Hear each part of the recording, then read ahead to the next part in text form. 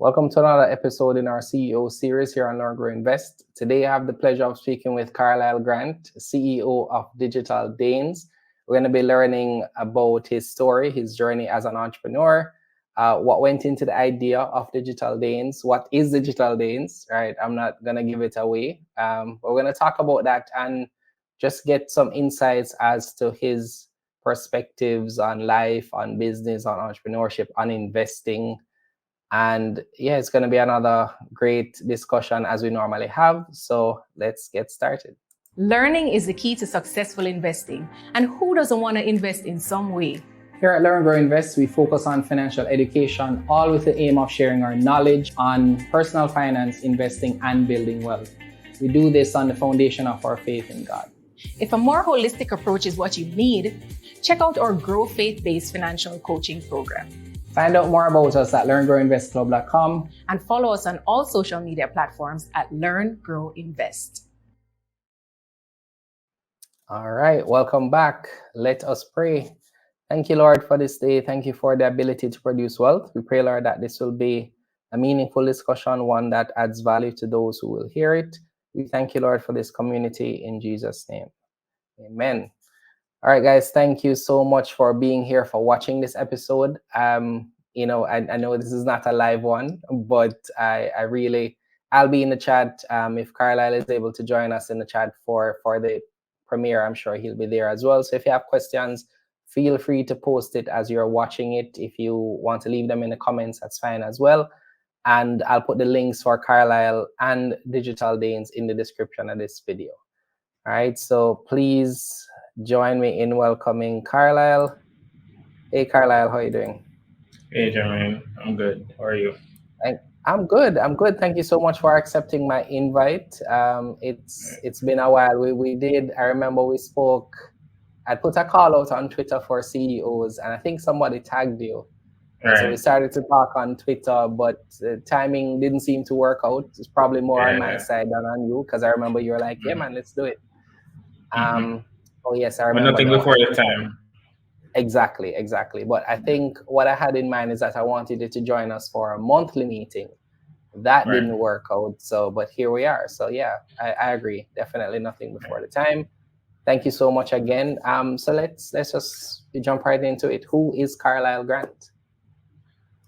Well, Carlyle Grant is a marketer. I am an entrepreneur. Carlyle Grant is ambitious,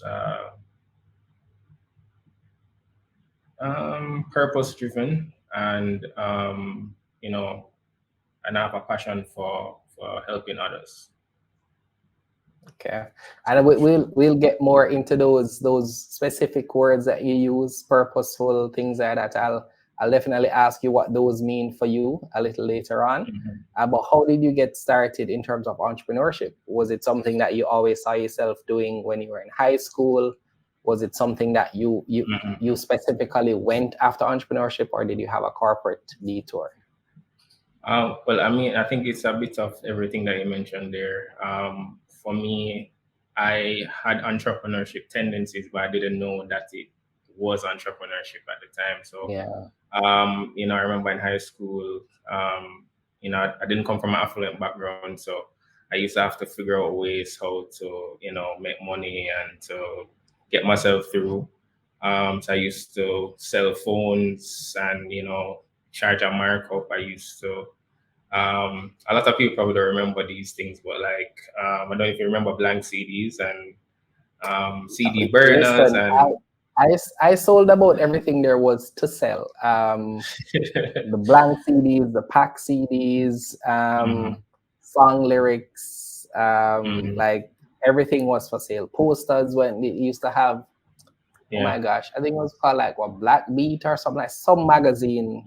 Was there for like hip hop, I think, and you'd get the printouts in the middle. You could sell those. Man, I did just about everything as well. Yeah. So I used to burn. There was this thing called LimeWire at the time. Pirated music. Sir, we can't speak of such things on on this, but yeah, I get you. I used to burn CDs and sell them. I used to run a service where I would get a team of people and we would go around to different classrooms on the block and we'd get lunch orders. We collect the money, and then we had a link at the lunch line where we never really had to join the line. So we utilized that link and we made profits on that because people lazy. But at this time we're not really thinking that this is entrepreneurship. We're just thinking that, hey, come up with a good idea You're and we're solving a just making problem. some You're money. solving a Right. problem and Yeah. you're See a getting value problem. for it. Right. And then that transitioned into coming to college, and then to university. Still having this entrepreneurial itch, but at the same time, I am, there was a lot of fear because you don't want to jump into this thing so young, and you have no safety net, you have no rich uncle or rich aunt or whatever the case might be. Trust me. Yep. But it just kept on as time went on. There was this itch. I realized I wasn't fitting in so well into the mold of the work world.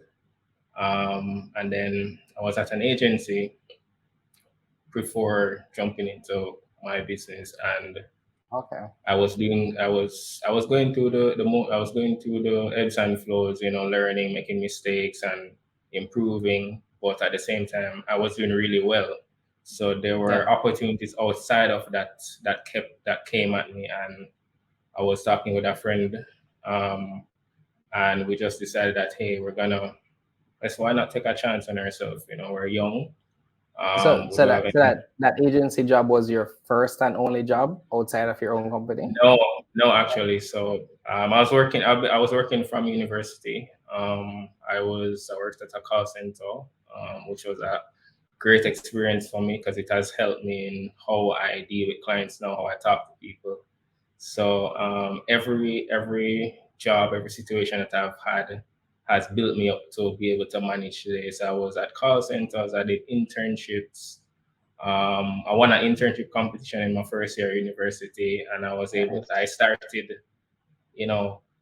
a very prominent liquor brand's Instagram page. Instagram was just coming out at that time. And I kept seeking opportunities. I had a business card in university. I didn't have a business, but I had a business card that had my name, my email, my number, and then below it had currently seeking opportunities. Nice. So I was just really hungry So because you were pretty much marketing yourself from back then. yeah, pretty much. I was pretty involved. I was part of the guild committees. I was in the marketing association. I was a vice president in my final year. I realized the importance of personal branding from early because I was reading a lot. And I just decided to just put my pride aside, put my ego aside, and just be enough, as people would say.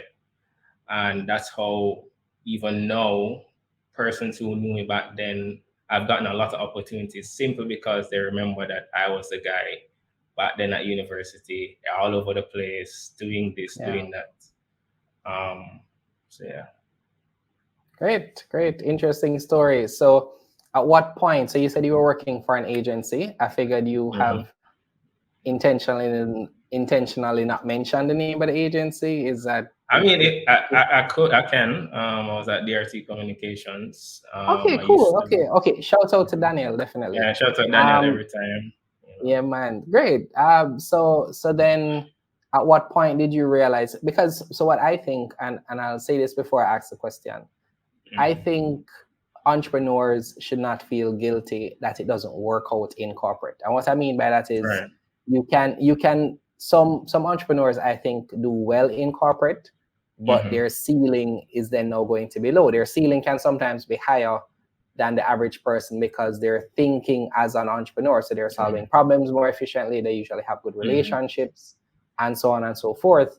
But they have this calling that is wider than the scope of their current role.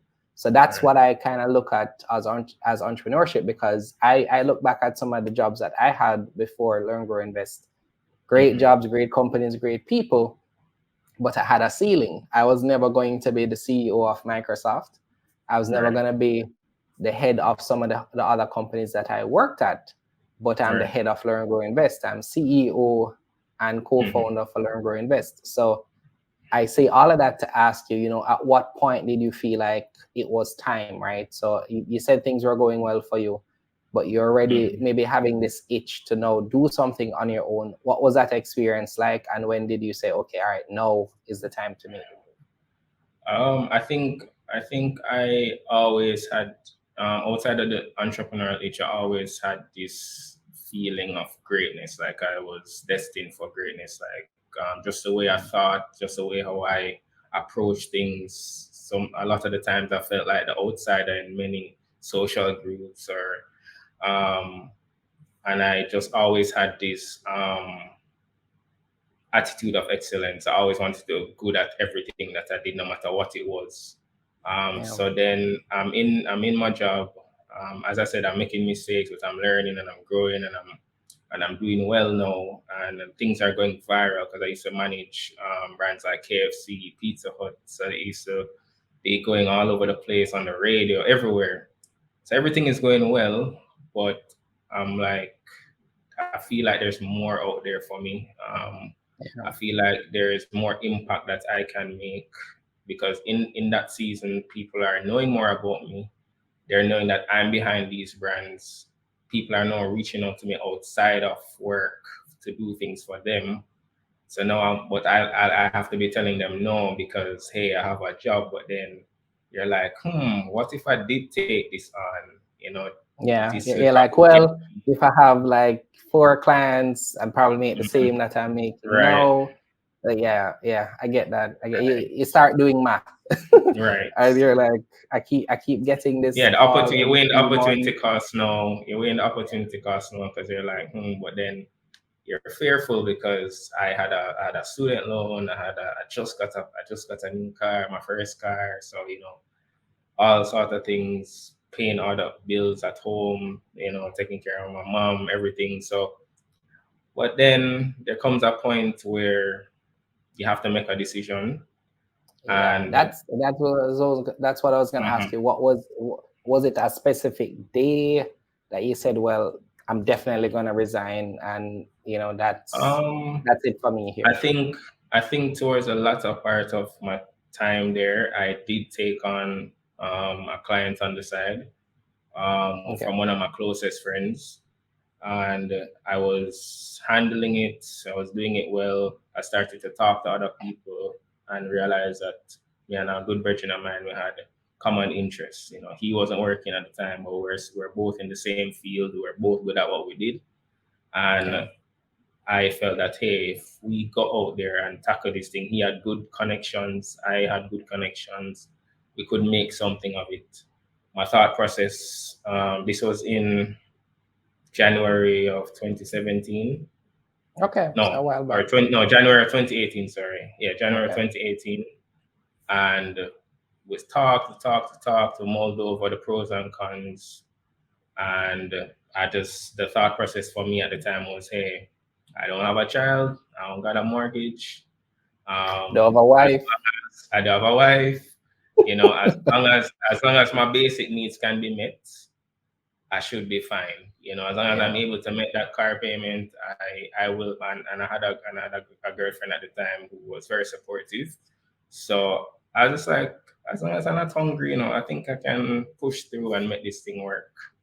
Yeah. And I made a decision by the February, that end of that month, I was out, and I started in the February. So you've been Oh, doing digital beans since then? so there's one key part that I missed out. Oh.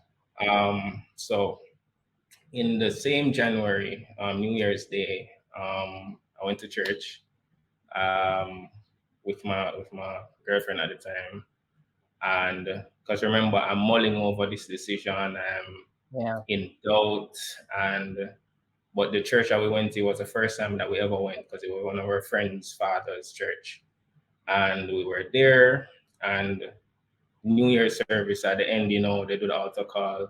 I didn't go up because I wasn't as close in my relationship right now with God as that time. So Zero I now. never Okay, go up. cool. And it was about 3 of us that didn't go because a very small room. And after he prayed for everybody that went up, he said to us who didn't go up, hey, can I still pray for you guys? So I'm like, all right, hey, I pray though, never hurt anybody. Can't hurt. So, so I went up. All three of us went up. He prayed for us, and I'm walking off now, and he calls me back, and he's saying, Ah, right. So he calls me back, and he's saying, hey, can I pray for you again? And I'm like, getting a what's going little on? nervous now. So he started praying, and while he's praying, he was saying that God is telling him some things that that I'm destined for greatness, and I need to stop being afraid. Look I at need to that. stop being afraid of my potential, and he also said that I need to work on my relationship with God. Basically, he said stop playing with God. Um, Yeah, and I think I got that same speech too, right? A friend, mutual friend, was like, "The Lord is waiting for you. Like Mhm. you're kind of missing out on your potential to Yeah. accomplish purpose." That same word he Mhm. used earlier, purposeful, Mhm. right? So yeah, Mhm. man, I got that. I got that Yeah. too. So it was it was very encouraging, and I feel like a lot of, and he was saying a lot of some other stuff as well. I don't remember everything, but those are the Yeah. things that stood out to me the most. And to me, So prophetic so you word is feel like that supposed to gave you be the push. encouraging.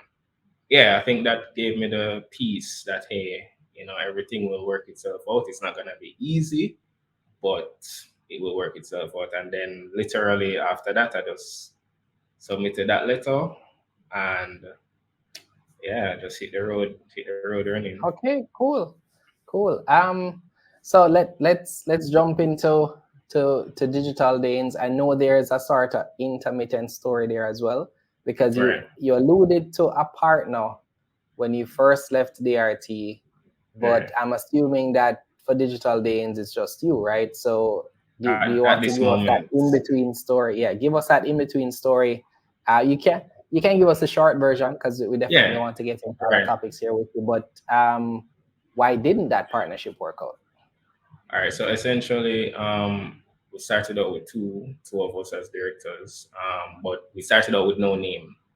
So the name actually came a few months later.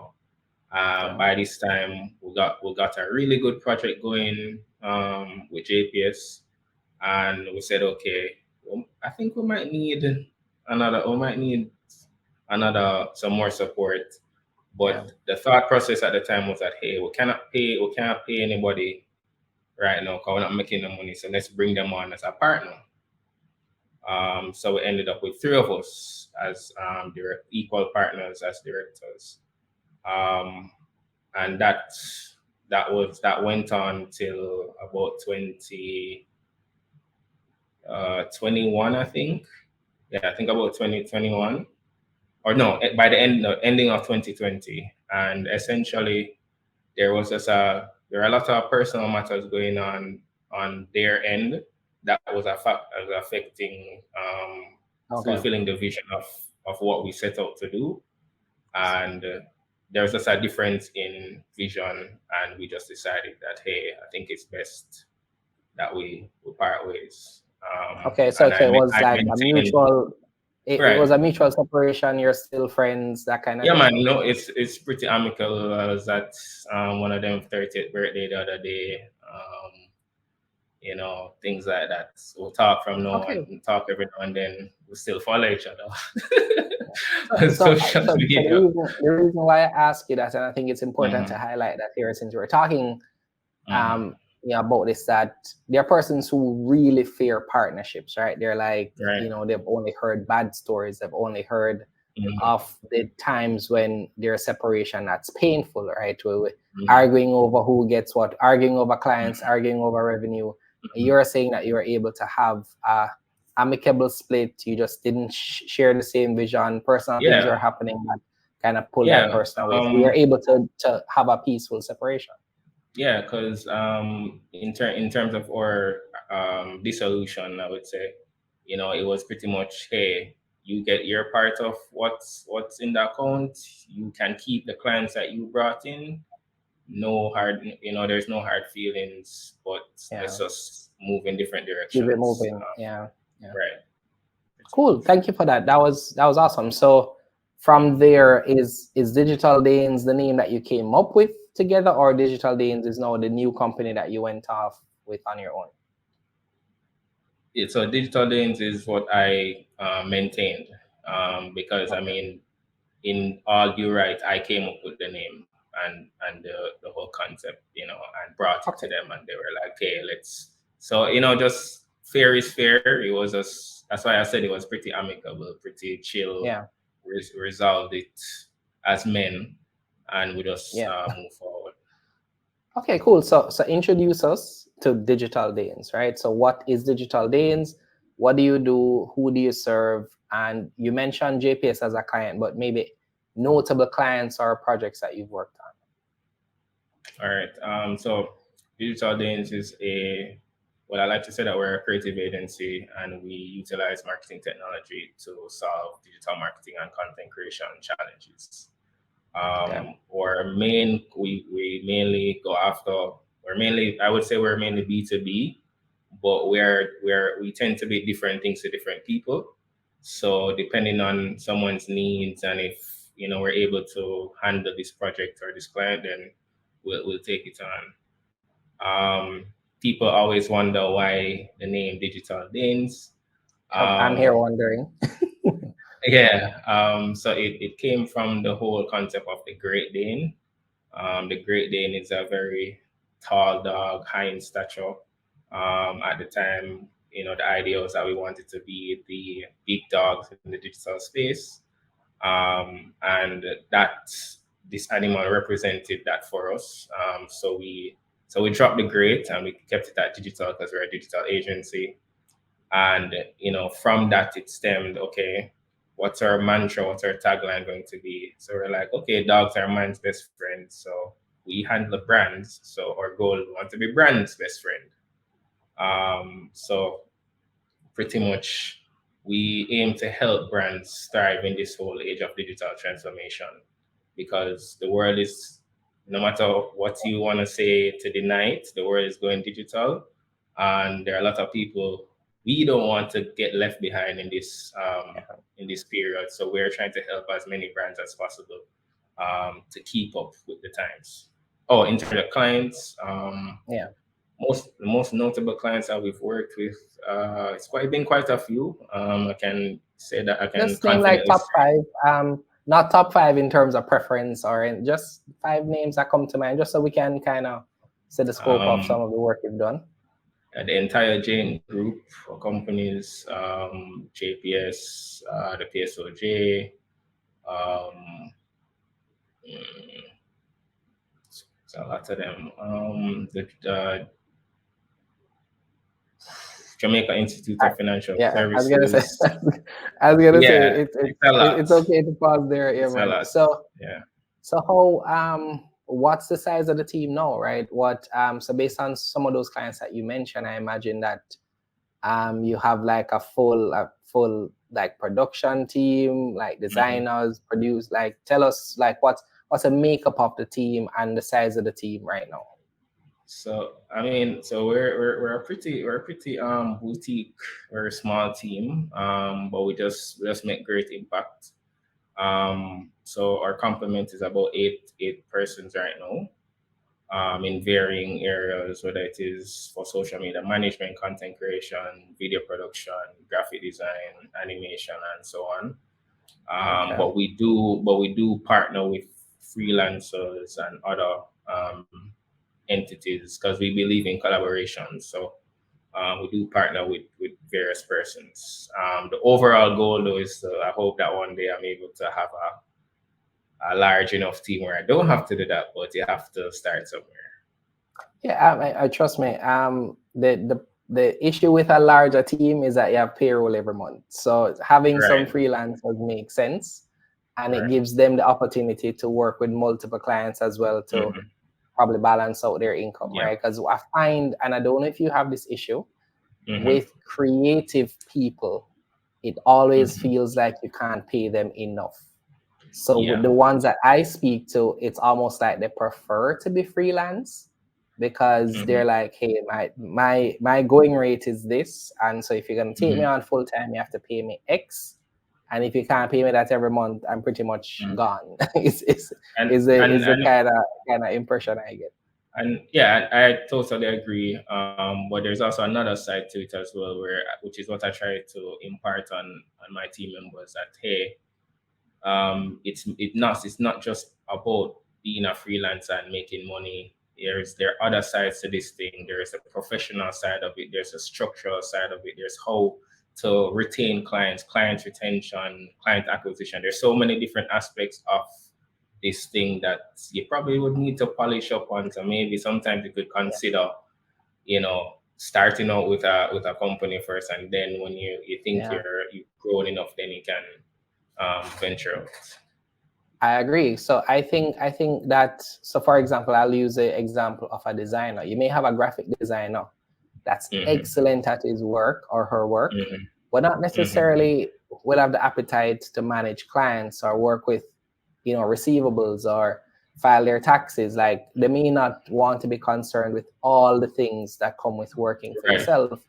And then you give them now the consistency of being the one to worry about their salaries each month, Mm-hmm. getting the clients, and what all they have to do is say, okay, these are the 3 jobs I'm working, let me do this. Mm-hmm. So it depends on what you have the appetite for. And I'm saying this, if you're a freelancer watching, there's great value in being a freelancer, but there's also Mm-hmm. great value depending on your personality, what drives you, etc., Right. working and being a part of a company, being a part of something bigger, right? Right.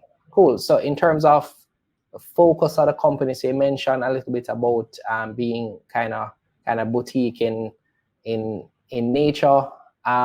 Is it, Mm-hmm. what type of clients do you look for, right? So if somebody is watching this, wants to work with you, what would make an ideal client for you? What's the type of project or ideal project that you take on?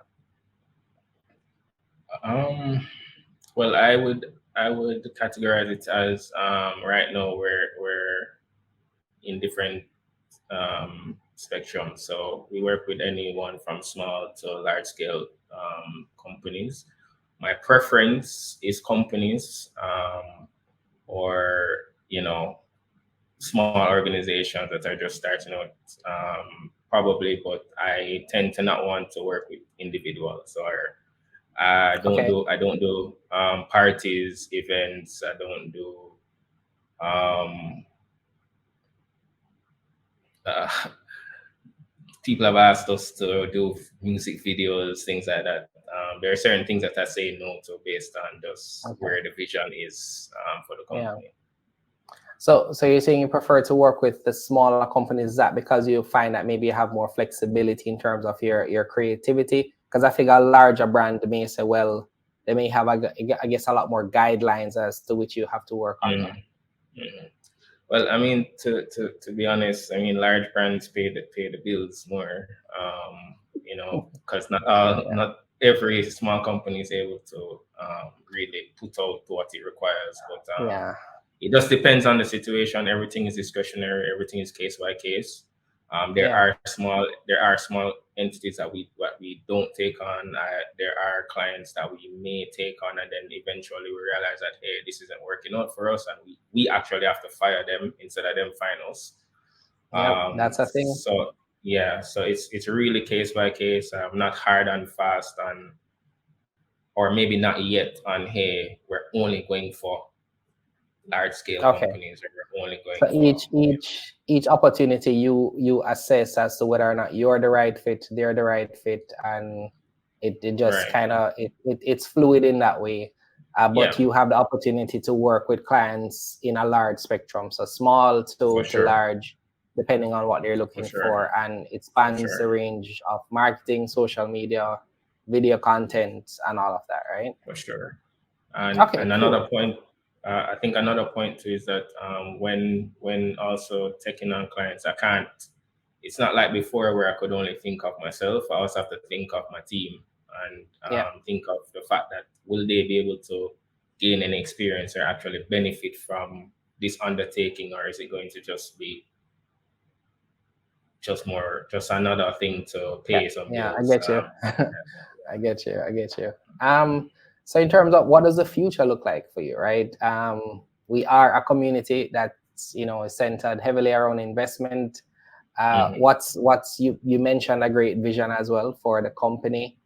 What does the future look like? Do you have plans maybe to IPO? Do you have plans to maybe take on investors? Like what's your mindset around how you can grow this company to the extent for which you've envisioned it? So I'll touch on the present and then into the future. I think in the present right now, there are things on the plate, but I think that I am a growing entrepreneur. I'm not the finished product, nor will I probably ever be. So I'm trying to learn right now as much as I can about how to scale this business in the right way. And I want to move correctly and not just move based on money motivation or trying to rush the process, so to speak. However, looking to the future, I want to kind of transition from not just an agency that services businesses, but I want to also service the creative community. Because I'm a big believer in youth development and I'm passionate about the creative community. So I do have ambitions and plans to establish a online course platform. We want to establish a creative center at some point. Real estate is really hard out there in Jamaica right now, so maybe we might have to look further into the future. But there are plans such as that, and we want to also start creating our own products that we can offer to clients. So where we offer services from utilizing other platforms to create videos. But we want to probably start looking into building our own thing that we can probably either license or offer to other agencies or other freelancers. That sounds like a perfect reason to IPO, though. Because I was gonna say, you mentioned that you're a growing entrepreneur, and I know that may make you feel like, well, I have to get to a certain level before I take on investment or capital. But I mean, what people invest in is a vision, right? So you've just outlined the vision. I imagine those pieces that you've mentioned would take a certain amount of capital. To me, it takes capital and time. The more capital you have, the less time it will take, right? So it's just really the junior market would be a great opportunity for you to kind of get the funding to start on that. Yeah, I mean, I'm still mulling over the idea of IPO, but I'm actually it's something you've thought about. Yeah, man, for sure. We're getting information. We're doing the research.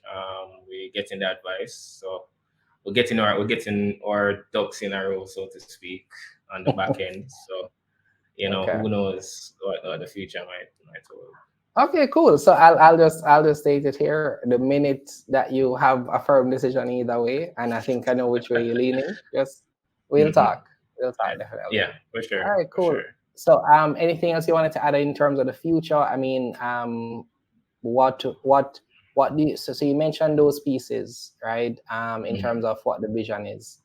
Do you have anything else in terms of what the future looks like for Digital Didnt? I think right now we're just trying to fine tune our processes internally. We're trying to ensure that our quality is consistent, and just to establish as much efficient structures as possible. I think a company without structure is a company that will fail. So that's the goal mainly for this year, as well as to acquire new clients, but it's really just to get things right. I want us to run like a well-oiled machine so that we prepare ourselves for the bigger clientele and the bigger companies that will approach us. Because people are knowing about us, but we just have to ensure that we're ready for when that time comes. Cool. All right. So I'm going to take things to the personal side because I know that we're wrapping up now. So I did see we follow each other on social media ever since you were first, mentioned to me, and I see that you are preparing to get married, right? You're recently engaged. Right. How do you see yourself now being, entrepreneur, all these visions that you have, and now having to, in a few months, maybe a couple of years, having to think about now being married, having a family, raising a family? How do you see, do you feel maybe more pressure to achieve some goals quicker, or do you, talk to me about your thought process Well, relating to marriage, family, business, that kind of thing? well, I mean, I think marriage is a great thing. It's always been something I've believed in. I don't think it will be pressure, so to speak, or I'm thinking, boy, I'm gonna be family, and because I can't speak for everybody, but my partner, my fiance, she is very supportive. I feel like it's a partnership, and not necessarily me having to do everything. It's not 50-50, it's 100-100. So I like that. I feel well supported, and it actually pushes me even further in a positive way to do greater. And I know that, obviously, marriage is biblical as well. Man who finds a wife finds a great thing. I Definitely, know. definitely. I feel like probably my life is gonna get even way better now. I feel like God will be pleased, and you know, I'm not saying that I'm getting married for that, but it comes with the territory. It comes with the Oh, no worries, territory. man. There are clear benefits of marriage. We can Right. just say it that way. But I don't see it affecting business in a negative way. It's gonna make Okay. things even And you're better. both in the same field. Is that correct? Safe to say. Probably not Yeah. this. Yeah, safe to say. Yeah, because she Yeah. works as an Okay. So agency. there's an understanding of what you do, what it takes to do it. Right. So that actually, I think, helps in the understanding, right? Because I think when your spouse does not understand what you do, then they may not understand the sacrifices and the commitment that you will take to accomplish For what sure. you've set out to do. So Yeah, and she that definitely definitely helps. understands. Great. So in terms of what are you reading, maybe books, podcasts you listening to, what are you which one are you doing, Um, right? Some person said they're reading and not listening, some person said they're listening, not reading. What are you well, listening to or reading right for me, it's a mixture. So the podcast that I listen to the most right now is The Diary of a CEO by Stephen now? Yeah, Bartlett. yeah, Stephen Bartlett. Yeah, man. Good stuff. Um, yeah, I'm also I've been reading this book for the longest while because listening works out better for me, but I've been taking my time getting back on my reading grind. But I'm reading Anointed for Business. Um, Okay. yeah, it's actually right here. Yeah, Anointed for Business by Ed Silvoso. Okay, cool. Um, Cool. I and should then check I'm that up, out. I don't think I've read it yet, but I've heard yeah, about it multiple times. and then also I'm also in the middle. So I'm in the middle of two books. I'm in the middle of this one. Okay. It's called Good to Great by Jim Collins. So why some companies make the leap and others don't. So it's a pretty Cool. good All right, book. so we'll try to link those in the description, so you can check those out. In terms of, I have three more questions for you. In terms of what's, apart from marriage, of course, what's the next personal milestone for you, right? Like something you look forward to, that you'd be comfortable sharing. Um, hmm, Milestone. It could be Uh, business related, right? Something you're looking forward to. Looking forward to being able to take my team on a trip this year. Like a group trip. Um, Okay.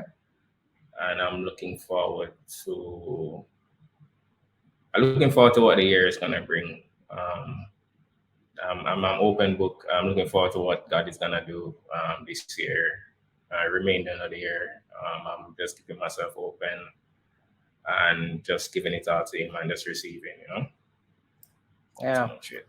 Got you. All right, cool. Final two questions. What's your personal investment strategy? Right. So do you invest? If yes, is it stocks, real estate? Is it in your own company? What's your Mhm. investment strategy? So yeah, I do invest. I invest in stocks and mainly mutual funds of various types. But I've been a work in progress as it relates to the commitment in that realm in terms of learning. I mean, you guys have also helped a lot in terms of making me get more serious in, or just taking it more serious. Because I used to just, put something here and not really pay attention. However, I've kind of migrated. So my rainy day, my savings, investment, everything is in either mutual fund or into stocks. I no longer save in our regular savings account anymore. So that's where I'm at right now. But I also have equity in another company, and I'm looking. So I'm keeping my eyes open for other opportunities in that realm. No, so I think I'm entering into that investor era in a little way. So that's hopefully the vision over time. Nice, great, good stuff.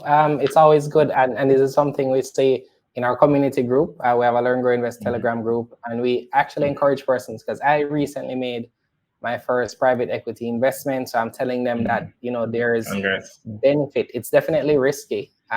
It's hard to get information, for example, or you don't have the same amount of information in a private Right. company as you would a public company, because Right. it's public. Everything has to be out there. But the reward definitely outweighs the risk once you're able to do your due diligence. And yeah, just I encourage more of our community members to look at private equity in general, because those opportunities tend to lead to the kind of wealth you're looking for, right? Because by the time you get to the IPO stage, the company has gone through a couple of rounds. There's a lot of shares typically at that point, and so you have to get some 400, 500, 600% for that really to be any meaningful. Whereas if you get in the private equity stage and the company has an exit or the list, you are maybe 1,000% by the time they get to that stage, right? So it's definitely worth looking at. And final question, right? So we have a lot of entrepreneurs that watch our channel who are a part of our community. And so I'd ask you, I mean, you've had, ups and downs as an entrepreneur.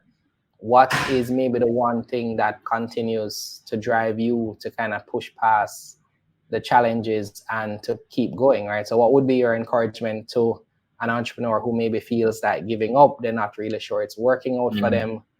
What would you say to them? I would say to understand that your journey is unique to you. I'd also say that in everything that you do, put your best foot forward. You will be rewarded for it.